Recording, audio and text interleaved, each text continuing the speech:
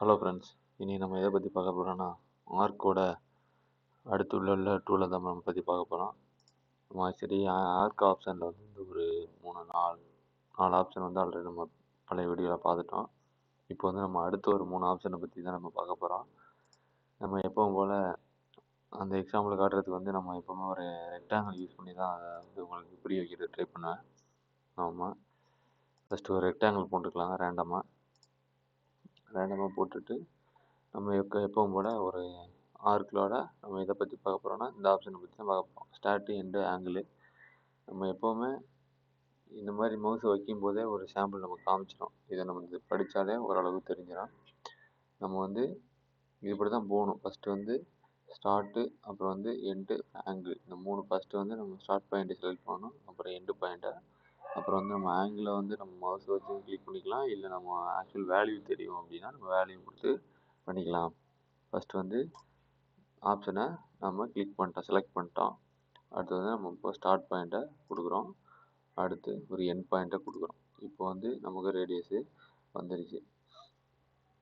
இப்போ நம்ம இன்னும் எவ்வளோ ஆங்கிள் வேணும் அப்படின்னா ஒரு 45 டிகிரியில் வேணும் அப்படின்னா 45 அப்படின்னு நம்ம வந்து ஆங்கிளை வந்து என்ட்ரு கொடுக்குறோம்.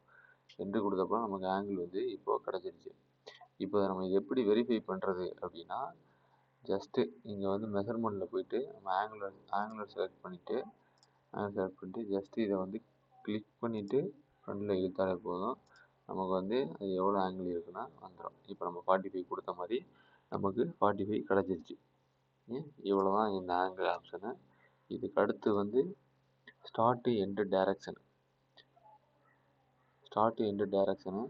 இதுவுமே வந்து இப்போ நீங்கள் பார்த்தீங்கன்னா தெரிஞ்சிடும் இது எப்படி வரையணும் அப்படின்ட்டு. இது வந்து ஒரு கிட்டத்தட்ட ஒரு டேஞ்சன்ட் மாதிரி, டேஞ்சன்ட் டைரக்ஷனில் இது வந்து வரைகிற மாதிரி. இப்போ வந்து எப்படி நம்ம வரையலாங்கிற பார்க்கலாம். ஃபஸ்ட்டு வந்து செலக்ட் பண்ணிக்கிட்டேன், ஸ்டார்ட்டு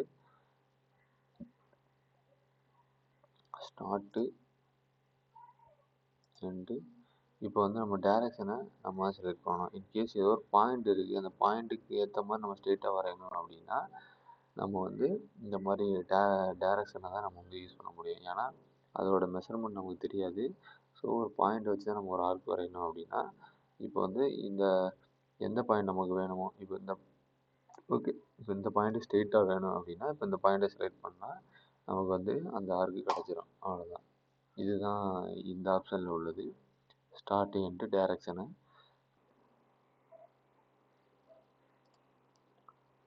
இப்போ வந்து அடுத்து வந்து ஸ்டார்ட் எண்டு ரேடியஸு அப்படின்னு ஒரு அடுத்த ஆப்ஷனை நம்ம பார்க்கலாம். இது வந்து இன்றைக்கி பார்க்க போகிற 3வது ஆப்ஷனு. இப்போ இதில் வந்து பாயிண்ட் நம்ம செலக்ட் பண்ணிட்டோம். இப்போ வந்து நம்ம ஸ்டார்ட் பாயிண்ட்டு செலக்ட் பண்ணுறோம், ஸ்டார்ட்டு, அடுத்து எண்டு எப்பவும் போல். இப்போ வந்து நம்ம ரேடியஸ் எவ்வளோ வேணும் அப்படிங்கிறத பார்த்து நம்ம கொடுக்க போகிறோம்.